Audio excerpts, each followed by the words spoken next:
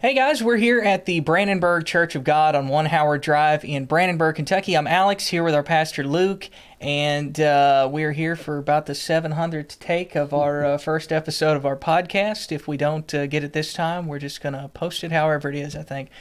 But no, in all seriousness, we're here. We're excited about what the Lord's doing here at the church. We're excited that He's really made a way for us to be able to do that, and just to give God some praise and glory for what He's done here at the church over the last few weeks. We got some ideas and visions for some things, and God has really made a way. I mean, financially and just logistically, and bringing the right people into our path. And we had some construction upstairs on the stage. We had some minor stuff down here.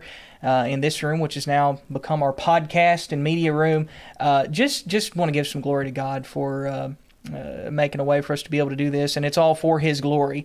But this is the first installment of something we're calling Reasons to Believe, and this is going to be a weekly podcast. It's going to be available on YouTube. We'll probably also have some clips on Facebook and on TikTok as well. But do you want to talk a little bit about why we're calling it Reasons to Believe? What does that really mean? Yeah, this is going to be the precursor to what we hope will eventually become a complete revamping of our Wednesday night, our midweek service. And, now we have as you know, Alex, our midweek service is a Bible study. Mm-hmm. Very conversational. It's two-way. We learn a lot from each other in this way of teaching and learning. But we want to take that and turn it into an apologetics-based discussion. And this podcast will complement that. The teachings will complement the podcast, and again, not just a podcast or just clips on YouTube, Facebook, or TikTok or whatever, wherever we put them, but also a prompting for a teaching during one of our regular services. Yeah, and you brought up that word apologetics. For those who don't know, let's talk a little bit about that. Apologetics basically means what? Just to defend the faith, right? Before we say what it means, let me tell you what it doesn't mean, which is what I thought it meant for years. Yeah, When I was younger. When I hear the word apologetics, I think of immediately, or thought of, I should say, not think now, but thought of the word apology, to apologize, to say I'm sorry for something, to ask forgiveness for something. I actually thought the first time I heard it, like, oh, so we're apologizing for being a Christian. I'm not going to apologize for being a Christian. I don't need to apologize. That was actually my initial thought when I heard it. Very, very similar in sound and even pronunciation to apology, apologize, apologetic. If I'm apologetic for something, I've apologized for something.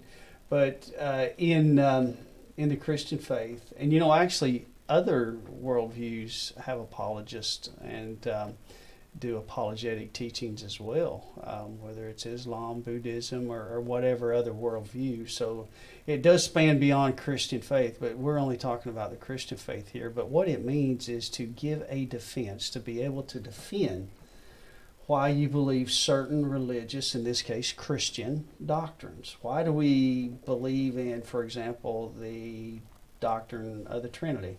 But not just why we believe it, and I just use that as one of many, many examples we hopefully will talk about, but not just why do we believe it, but all of the nuances that build and answer that why. Yeah. When I think of a Christian apologist, what comes to my mind, and I don't know why, I always see a courtroom, and I see a defense attorney fiercely defending his client. And, as an apologist, our client is the Bible and the Christian doctrines that we hold true, and we need to be able to explain that beyond what I refer to, beyond not in replace of, but in addition to faith statements. And what I mean by that, for the Christian, like you and I, we can say certain things, use certain Christian terms, certain Bible terms. We'll understand it, and we'll just believe it through faith because we understand what we mean. To the skeptic, the person maybe it's on the fence about Christianity, or perhaps comes from a completely different worldview and don't understand statements of faith. Well, I believe Christ because, and I just step out there in faith and do those things. That's in those instances. That's why apologetics is very, very important. We need to be able to say what we believe, not only what we believe, but why we believe it, and not rely just on faith. Because reaching somebody that doesn't believe or believes completely different, sometimes faith statements just don't answer it for them. Yeah, and apologetics is something that is very near and dear to me, and maybe I could talk about that in a moment. That's what really brought me back to the faith, is studying apologetics. So that is something that I'm very passionate about. You are very passionate about it as well. It's something you've studied, and so at the academic level. So we're both very passionate about apologetics. But at the end of the day, it doesn't matter what I think about it or what you think about it. What does the Bible say about it? And this is a biblical command. What we're talking about here is something that the Bible tells us we should do. In 1 Peter 3:15, it says that we should be prepared to give a defense, and that's where we get that word apologetics. It's that Greek word apologia that means, in defense of, or to defend, or whatever. We should be able to defend, to have an answer to the questions that people have. And in this world today, that we're living in, where we've got the internet, we've got access to all these worldviews, college campuses. You hear stories all the time of kids who were raised in a Christian church, but maybe not with that foundation that we're talking about in terms of apologetics. Just kind of raised to believe, well, because that's, what grandma always did. That's what mom and dad always did. We've always gone to church. We're Christians. And they go off to college, and then they get some religion professor, which, by the way, it's ironic. A lot of religion professors and professors of stuff like this on college campuses are actually atheists. They start spewing out their, whatever, and then they come home and they don't believe in God anymore. The argument from the alternative can be, unless you're grounded in what we're talking about, can be on the surface very convincing. If you don't know what thus saith the Lord and don't understand and able to defend it, you can be led astray, like you say, and it's very important to have this type of teaching we're talking about. Yeah, and I think really especially about the youth. I think this is something for everybody, but I think my heart just aches for the younger generation now that's growing up with that internet, with those college campuses where this sort of thing is being, the Christian faith. I think I would say there's more hostility in our culture today here in the United States of America specifically to Christianity than maybe there ever has been in this nation's history. Now, obviously, we know across the world there's been hostility towards Christian faith, and we know that, in terms of persecution and things, we've still got it pretty great here in this country. We're not facing death like they are in other countries. But I think we've got just a culture in general that has become more and more hostile towards Christianity. So I think about the younger folks, the kids, the teenagers growing up. I remember hearing a story that one of my favorite Christian apologists, Frank Turek, and he's one of the ones that really I first got into, apologetics. I started listening to a lot of his stuff. I remember a story he was telling one time, and this is something for, I know we got folks out there that are watching this, maybe some in our congregation and just elsewhere that, you've got kids, maybe you've got teenagers, maybe you've got some that are going to be going to college here in a couple of years or are in college now. This should be a wake-up call for us, really. As we're raising up that next Christian generation. He told this story one time. You may have heard this as well. He's given it in a lot of his speeches. I know you've seen some of his and read some of his material. He talked about this dad that reached out to him, and he sent him, I can't remember if it was a voicemail or a letter or something, but he said, Frank, my daughter, she went off to college. She was, we raised her in the church. She was a leader in the youth group, and she was like always, out at the youth events doing things, in her high school years, was very, very active in the church, maybe even singing or something like, I forget what exactly it was. But he said, we send her off to college. She's there for like a week. There's this religion professor who's an atheist there, starts, deconstructing everything that she's ever known. And now she says, Dad, I don't believe in God anymore. Mm-hmm. Could you imagine your daughter who you've raised in church, you've tried to do right, you've brought your daughter, your son, whoever to church. Mm-hmm. Could you imagine getting that phone call, Dad, I don't believe in God anymore because some religious professor... That would be very hard. And I don't mean to be critical of individuals walk with God and where they're at with Him. But there's a gentleman I respect a great deal. It's had a big impact in my spiritual walk. He often says, it's one thing to shout, but we need to know what we're shouting about. Like her, perhaps if she had a greater foundation, it seems like she had a lot of good things and were there, but did she have the foundation? Apologetics will give you the foundation. Foundation, if you think about it, think about physically foundation of a building. It's one of the ugliest parts of the building. It's not very pretty, and it's sometimes hard to build and put in there, but without that foundation, apologetics can be difficult at times. It's hard to study, and it takes effort, and it takes sacrifice to get into here and do these things like we're doing, and hopefully this develops into. But once the foundation's laid, it holds up everything else. And the thing is, we're never going to have every answer to every question that could possibly be thrown our way, but we should be prepared to have answers to some of these questions. We should be able to at least say, hey, I don't just believe because I was brought up in the faith and I was raised in church and my grandma always believed or whatever. We should be able to at least have our own, the Bible talks about working out our own salvation with fear and trembling. We should, a lot of people, I think, we get caught up in tradition and we're living out our parents' or our grandparents' faith. Right. But that's not us. We've got to work out our own salvation. There's a spiritual aspect to that. I think there's an intellectual aspect to that as well. Doing the studying, getting the knowledge, finding out, hey, why do I, and sometimes people are deconstructing today. There's this whole deconstruction trend. They're deconstructing their faith. And I'm not a fan of deconstruction, but sometimes when you begin to ask questions about why you believe and you start to you got that intellectual honesty where you're not just trying to prove it wrong, but you're trying to say, to understand it. Yeah, I want to know the truth, whether it's real, whether it's not. I just don't want to know what the truth is. If it's real, I'll follow it. If it's not, I won't. If we can have that intellectual honesty when we're asking questions are healthy. And I think sometimes in certain circles, maybe especially in more rural environments, maybe people get brought up to like, well, we just don't question things. We believe this because that's what the Bible says and that's what we believe. That can I understand people's heart on that. I really do. And yeah, we got to have faith, and faith is essential in order to please God. But that can actually do more harm than good sometimes. Yeah, I think you're referring to what I often call, it's okay to question. It's okay to have questions. Questioning, to me, is seeking knowledge and wanting to grow deeper. But there are certain things we should not doubt. So I like to delineate between questioning and doubting. And we shouldn't, there's certain principles of Christianity and God we should never doubt. I mean, He is who He said He was. He's going to do what He said He's going to do, and that should never be a doubt in our mind.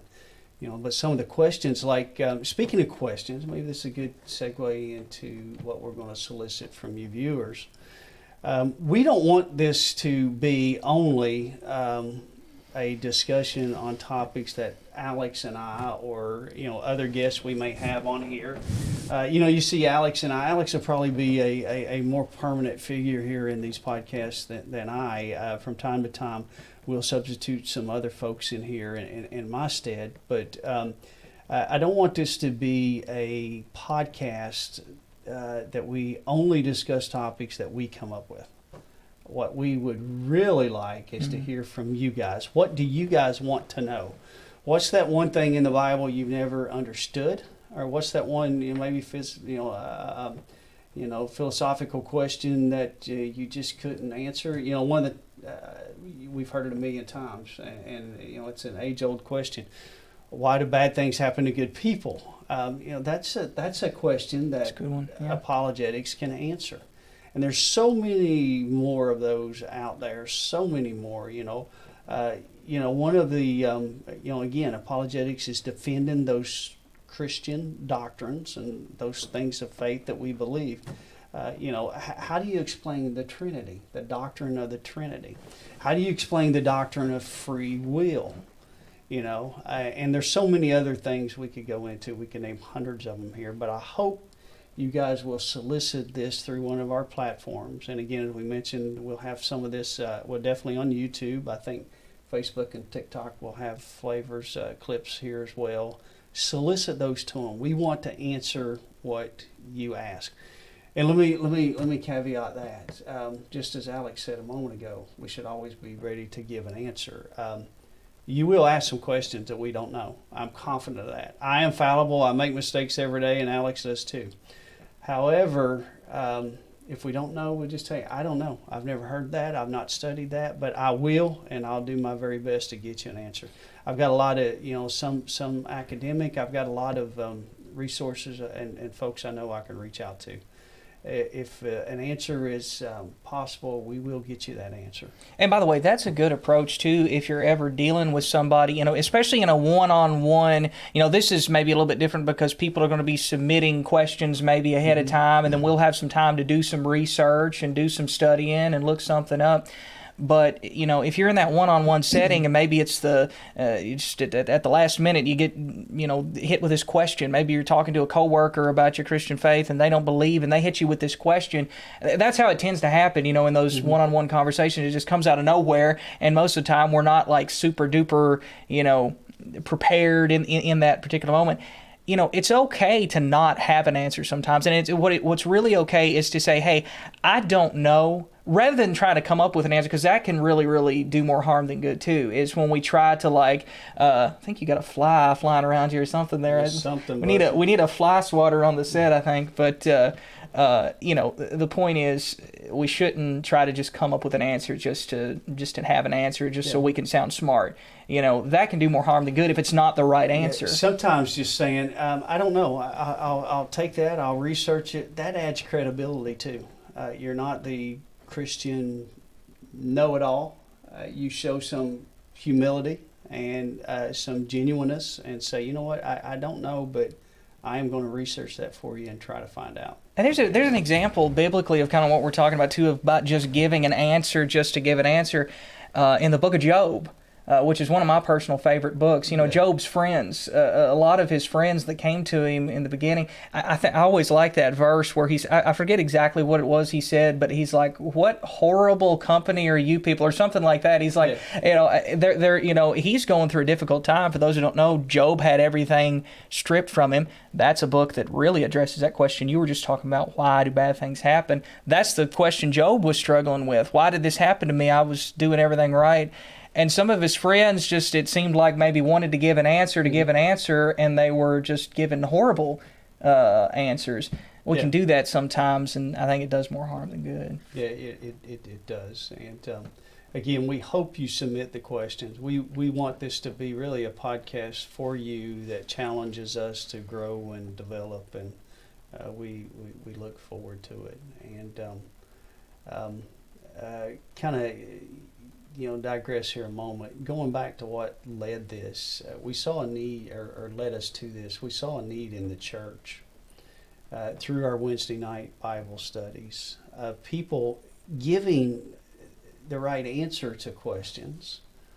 They'll point you to the Bible verse, or they'll say that they'll give you the right answer, but they don't have context to the answer, or why that's the right answer. It's like, if you took a test in school, you got multiple choice, and the answer is A, and you choose A, but you don't know why it's A. You just know it's A. We want to help you understand why, in that school example, it was A. Why Christ is the right way and not Muhammad. Why Christ is the right way and not Buddha or any other world religion. We want to be able to do that for you. Yeah, and by the way, this we're going to be addressing all sorts of different areas and fields of interest and different approaches to this. When it comes to apologetics, defending the faith, you've got historical stuff we can look at. We got the historical defense for Christianity, historical evidence. We've got archaeological stuff. We've got scientific, some of that philosophical stuff. And so it gets into all of that. I like a little bit of all of it. For me, I like the philosophical stuff, the stuff that really makes you think and makes you ponder things. And when you get to talking about objective and subjective morality and why is something bad, why is something good if there's no creator, I like that kind of stuff. And I like the history stuff too, because I'm just naturally a history person. I've always liked history. And so finding out for me, this is, if those who don't know, this is part of my testimony, my personal testimony. I was raised in a Christian environment. I was brought up, we went to church, a few different churches growing up, in and out to some degree, but I was raised with a Christian foundation. I was raised with a foundation of, this is what we believe, but never really the why. Never really the why we believe, just this is what we believe. And, I had a falling away, as a lot of folks do. I kind of fell away in my late teens, early 20s. I wasn't going to church anywhere. I wasn't, studying the Word. I wasn't, I wouldn't call myself I probably would have, if you had asked me if I was a Christian, I probably would have said yeah, but, I wasn't living like it. I certainly was Christian in name only. But it was really, for me, a lot of this stuff where I started seeking answers to some of these things. One day I was like, you know what? I kind of want to know, is all of this stuff that I've been brought up to believe my whole life, is this really real? Or is it just, why should I believe that over what the Muslims believe? Why should I believe that? I mean, you've got world religions where people are devout, where people are willing to die for their faith, multiple world religions. So I'm like, why should I, just assume that mine is right? Right. I started digging into it, and that's part of my testimony. That revived me, that brought me back to the faith, and I was like, wow, we've got there's actual historical evidence, for Jesus being a real person and for the resurrection. We've got archaeological stuff. I've just recently started getting into some of the archaeological stuff. I'm just blown away by all of these archaeological finds that people have found that prove stuff that was in the Bible and people. Yeah, there's so many things out there that, like you say, do prove it. There's so many extra biblical texts that were written along the time that corroborate what we believe. And no, it's important to understand these things. We'll never understand it all, but it's important to have that, because God may sometime bring that one person from that other world. May only happen one time. That person of that other world view, whether it be one of the prominent world religions or one of the minors, and to you for that one opportunity to answer that one question they had that may make them, decide to give their life to Christ. That's lots of responsibility. It's an eternal thing we're talking about, and I think we should equip ourselves as best we can. Yep. So, if you've got a question, maybe a question's been presented to you that you want an answer to. Maybe you need help. Maybe a family member or a coworker or somebody has approached you with a question. And you're like, I just don't know how to answer this. They're asking this question, and this could make or break their view of Christianity and the Bible and everything. And I just don't know how to answer. Those are the types of questions we want to try to help you work through. We've got a few topics, kind of loaded up that we're going to plan on approaching at some point. But we really, this is for you, the people who are viewing, the people not only in our church congregation, but those who stumble across this online. And please help us, folks in the church, help us share this. Help us share the videos, the each week the full podcast. Help us share the clips. We're going to have some clips, kind of shorter things to maybe catch people's attention with some, certain questions, certain highlights from some of the podcasts. Help us share this stuff. Help us, promote this, not ultimately to promote us or to promote the church brand or anything like that, but ultimately to promote Him, to promote God, and to hopefully bless some people. Yeah, let me, as we begin to close here, let me share again how all of this interweaves with each other. This is the podcast. We'll discuss a topic. Most likely, the first few topics will be something we come up with. But we want that to be something in the future that you present to us. We will do the podcast on that topic, and we hope to take what we learned, what we researched for the podcast, and bring that right into a Wednesday night teaching. So the reason I offer that, you can not only watch the podcast, but if you're local, you can be here in person and hear your topic that you brought up taught in the church here at the Brandenburg Church of God. and throughout the week there'll be snippets and key points and stuff from the podcast. Then retroactively from the teaching that'll be out there as well. So just to kind of encourage you, your question, your topic could very well be something we're teaching here on a Wednesday night to the congregation. So please support us in this. Yeah, and I'll do the typical social media thing where I'll say like and subscribe and all that good stuff too. Subscribe to the YouTube and like us on Facebook and all that good stuff. Seriously, we're excited about this. I'm excited about this. It's something we've been talking about for a while now, and I love this stuff. I'm passionate about it. I know you are as well. We're ultimately doing this, though, for the glory of God and to hopefully bless, encourage some people, and enrich people's spiritual journey and ability to answer some of these questions. So, Amen. With that said, God bless.